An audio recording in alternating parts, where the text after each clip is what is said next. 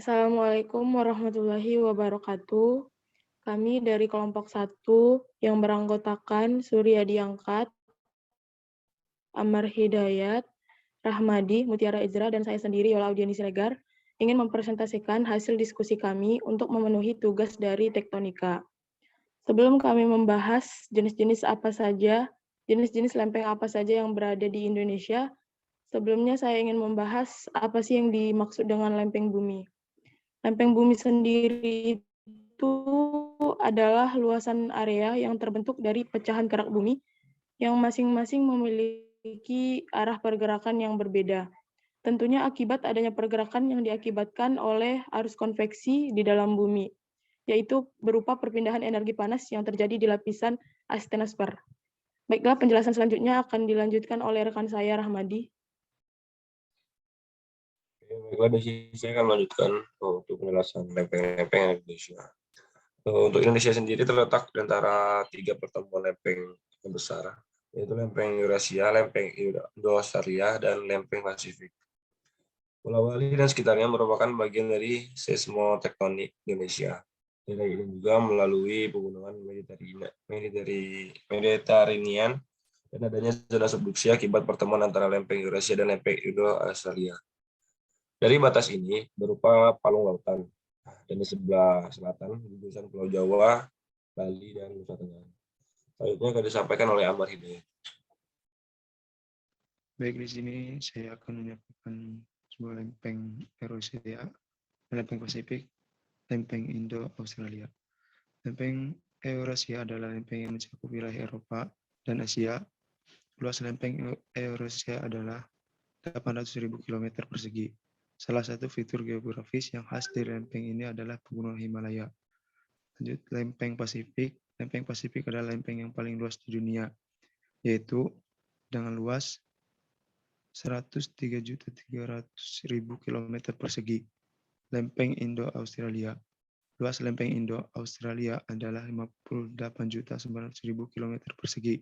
Lempeng ini merupakan gabungan dari lempeng Australia dengan lempeng India. Selanjutnya akan dijelaskan oleh Suryadi.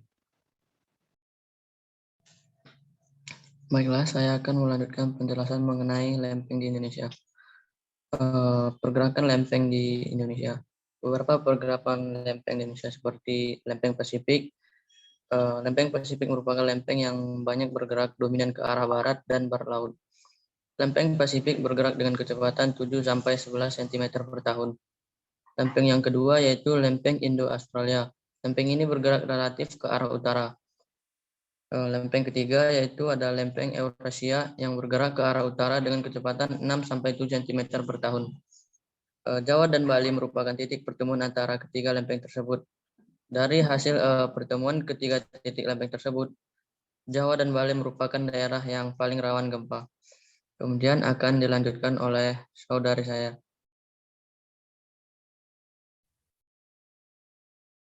Daerah yang memiliki ciri-ciri zona subduksi yang ditandai dengan adanya palung laut, zona Benioff, dan cekungan busur luar. Selain itu juga banyak ditemukan pegunungan serta kegiatan gunung api. Jenis-jenis batas lempeng.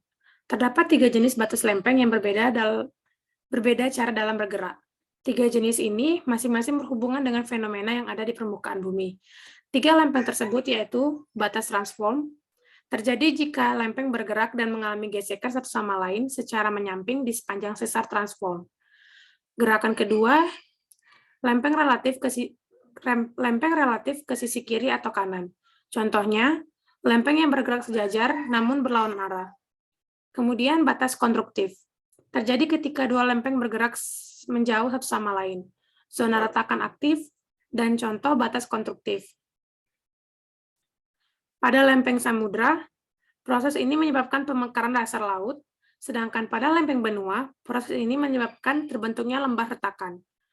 Batas konvergen atau destruktif terjadi jika 2 lempeng bergesekan mendekat satu sama lain, sehingga membentuk zona subduksi jika salah satu lempeng bergerak ke bawah.